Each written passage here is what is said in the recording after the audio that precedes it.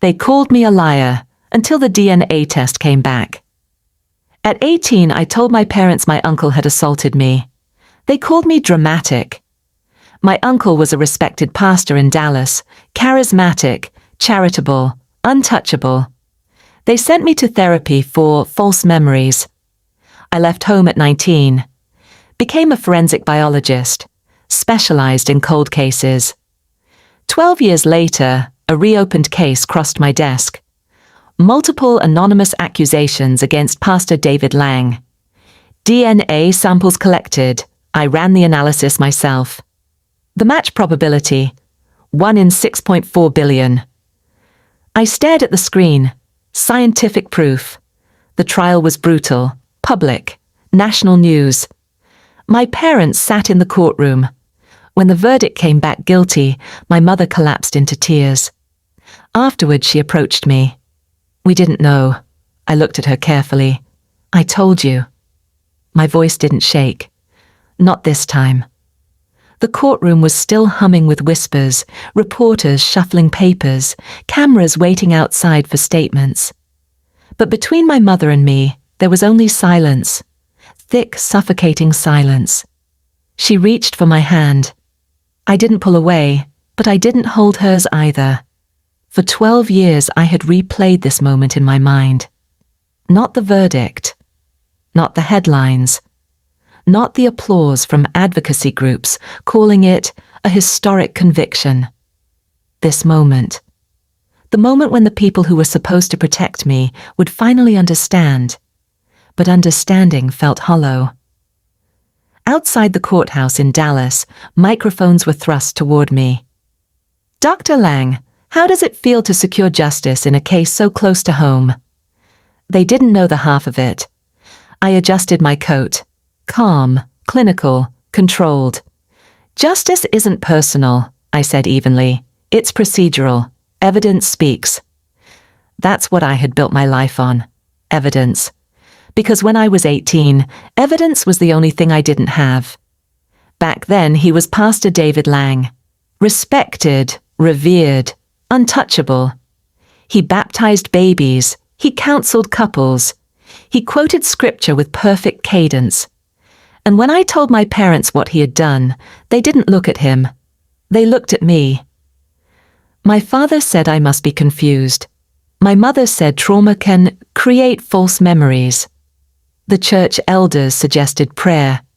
The therapist they sent me to asked leading questions until I began doubting my own reality. So I left, with a single suitcase, a partial scholarship, and a promise to myself. If no one believed my words, I would master facts. Forensic biology wasn't glamorous. It was fluorescent lights, cold labs, gloves snapping against wrists, long nights staring at chromatograms and electropherograms. It was math, statistics, probability ratios. It was truth, stripped of emotion. I built a reputation for precision, detached, uncompromising. When cold cases came in, degraded samples, decades-old evidence, I was the one they called. Lang doesn't miss, my supervisor used to say. The irony never escaped me. The reopened case landed on my desk by coincidence. Anonymous allegations had surfaced online. Former church members, youth volunteers, a pattern. Detectives gathered biological samples from archived evidence, preserved better than anyone expected. When I saw the suspect's name listed for comparison, my pulse skipped. David Lang. Same spelling, same birth date, same man. I requested reassignment. Protocol demanded it. But the department head shook his head. You're the best we have. We need accuracy. Accuracy. I signed the conflict of interest disclosure, and I ran the test. DNA doesn't care about reputations. It doesn't care about sermons or charity drives. It aligns alleles. It matches loci. It calculates probabilities with ruthless indifference. When the software finished processing, the result appeared on the monitor. Random match probability. 1 in 6,400,000,000. Statistically impossible to be anyone else. My hands rested on the keyboard. For a moment, I wasn't a scientist. I was 18 again. Sitting at the kitchen table, begging to be believed. I saved the file, printed the report, signed my name, Dr. Ava Lang. The trial was relentless. Defense attorneys attacked the chain of custody. They attacked the lab. They attacked me. Isn't it true, Dr. Lang, that you have a personal vendetta against the defendant? No, I replied calmly. It's true that DNA profiles are compared across 20 standardized loci, and the probability of another individual matching at those loci is 1 in 6.4 billion. Facts, every time. When they tried to provoke me, I returned to data. When they tried to discredit me, I returned to methodology. Because science doesn't raise its voice, it simply stands. The verdict took 3 days. Guilty on all counts. The courtroom erupted, some in outrage, some in relief. My uncle didn't look at me when the cuffs were placed around his wrists. For the first time in his life, he looked small, human, fallible. Afterward, my father approached me too. His hair had thinned, his shoulders stooped. "We failed you," he said quietly. It was the first honest sentence I had heard from him in 12 years.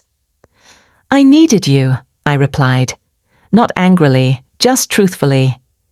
There are apologies that heal, and apologies that arrive too late to change the damage. This one was somewhere in between.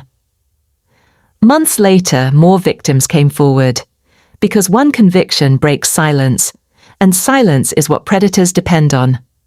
I testified in 3 more cases. Each time the numbers spoke. Each time the verdict echoed, guilty. I still work in the lab, still under fluorescent lights, still analyzing fragments of human history encoded in cells. But something has shifted. I'm no longer working to be believed. I'm working so others don't have to beg for belief. People sometimes ask why I never changed my last name. Why I kept Lang.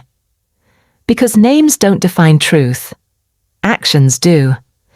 And now, when someone says that name in a courtroom, it no longer belongs to a pastor. It belongs to a forensic biologist who turned pain into proof. The day my mother collapsed into tears wasn't the day I won.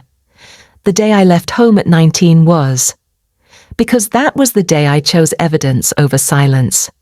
And evidence, unlike memory, doesn't forget. But memory does something else. It evolves. It reshapes itself around survival. For years, I told myself I was fine, functional, focused, forward-moving. I built a career that required steadiness, steady hands, steady eyes, steady nerves. Inside, though, there were fractures. Certain hymns still made my chest tighten. Certain colognes turned my stomach. Authority figures with gentle smiles and polished reputations made me instinctively scan for exits. Trauma doesn't always scream. Sometimes it organizes itself. Sometimes it earns degrees. Sometimes it testifies in court. 6 months after the conviction, I received a letter, handwritten, no return address. I recognized the slant of the handwriting immediately. My uncle, correction, the inmate. I held the envelope for a long time before opening it. Not because I was afraid of what he would say, but because I wasn't sure if I cared. Inside, there were 3 pages. He wrote about forgiveness, about misunderstanding, about how prison had given him time to reflect. He never wrote the words "I did it." He never wrote "I'm sorry." Predators rarely confess when they can reframe. I folded the pages neatly and placed them back in the envelope. Then I locked them in my desk drawer at work, not at home. Evidence. Even now. The media cycle eventually moved on. Another scandal, another headline, another fallen figure. But in quiet corners of the country, survivors kept finding my name. Emails began arriving. "Because of you," I reported. "Because of your testimony, I went to the police. Because you didn't back down, I believed myself again. That last one stayed with me. I believed myself again. It took me 12 years to do that. 12 years to undo the damage of one sentence. Are you sure you're remembering it correctly? Gaslighting is subtle. It doesn't erase memory. It erodes confidence in it. And when the erosion comes from your own parents, it reshapes your entire sense of reality. My relationship with my family became structured, polite, scheduled, measured. We met for coffee instead of holidays, public spaces instead of childhood rooms. My mother tried.